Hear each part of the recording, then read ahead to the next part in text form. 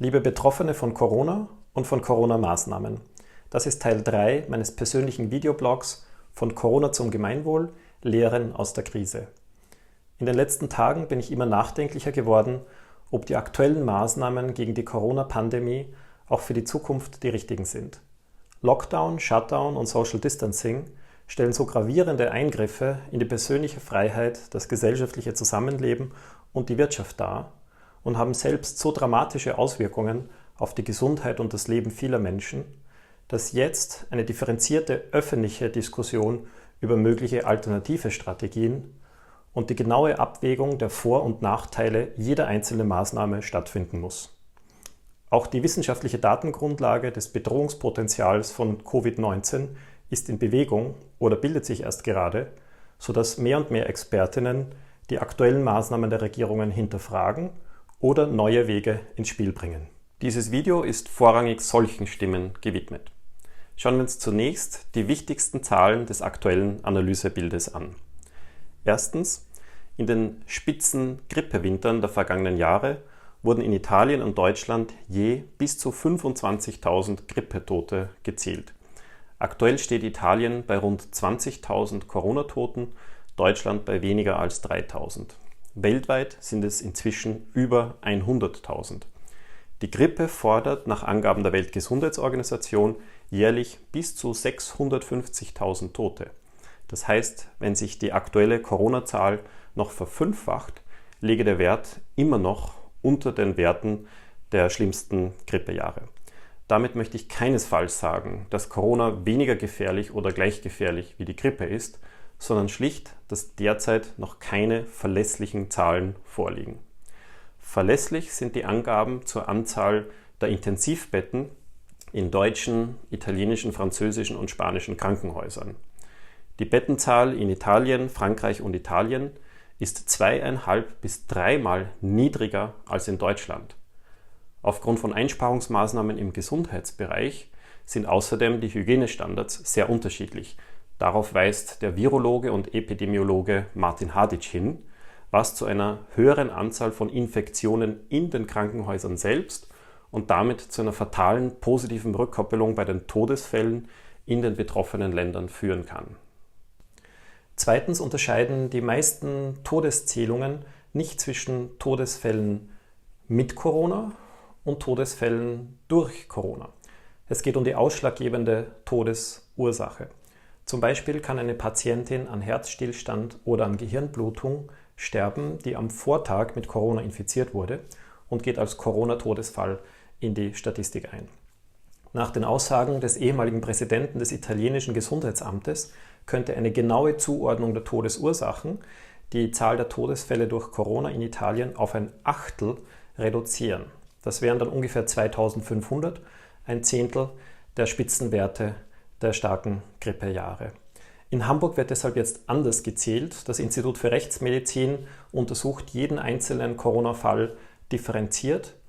Per 8. April gab es in Hamburg 29 Todesfälle durch Corona.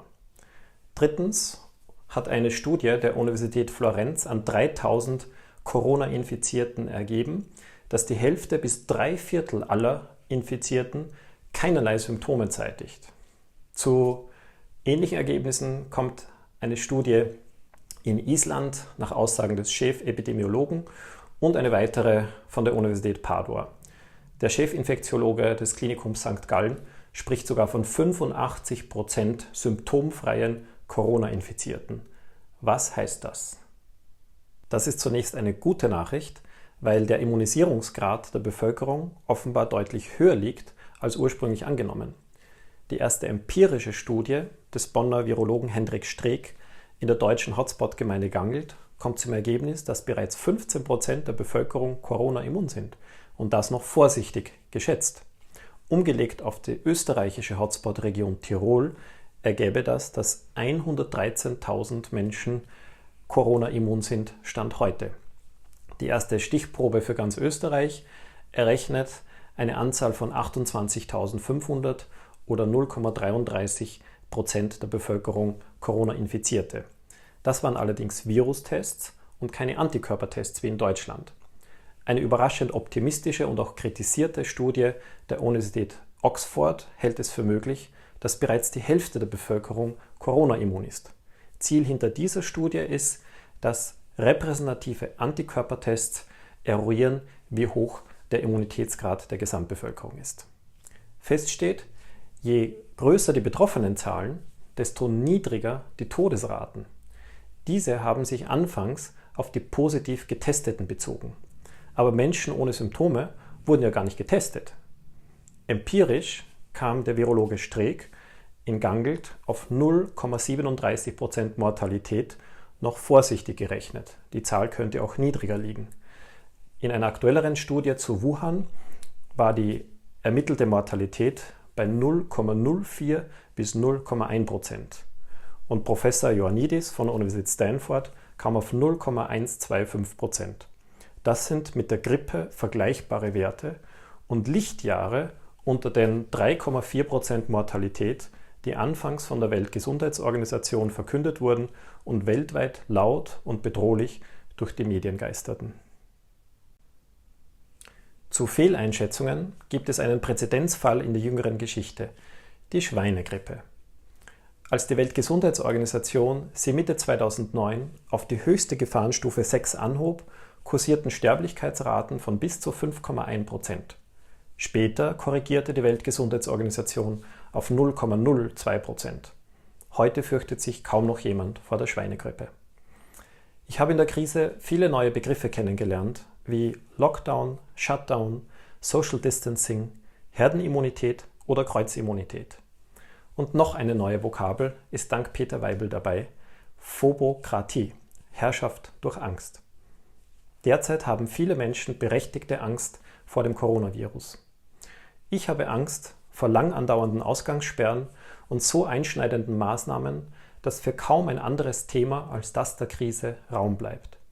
Vor allem aber ängstigt mich, dass die Regierungen mit harter Hand Maßnahme um Maßnahme durchsetzen und bei viel größeren Gefahren wie dem Klimawandel oder dem Verlust an Artenvielfalt in geradezu radikal unverhältnismäßiger Weise untätig bleiben.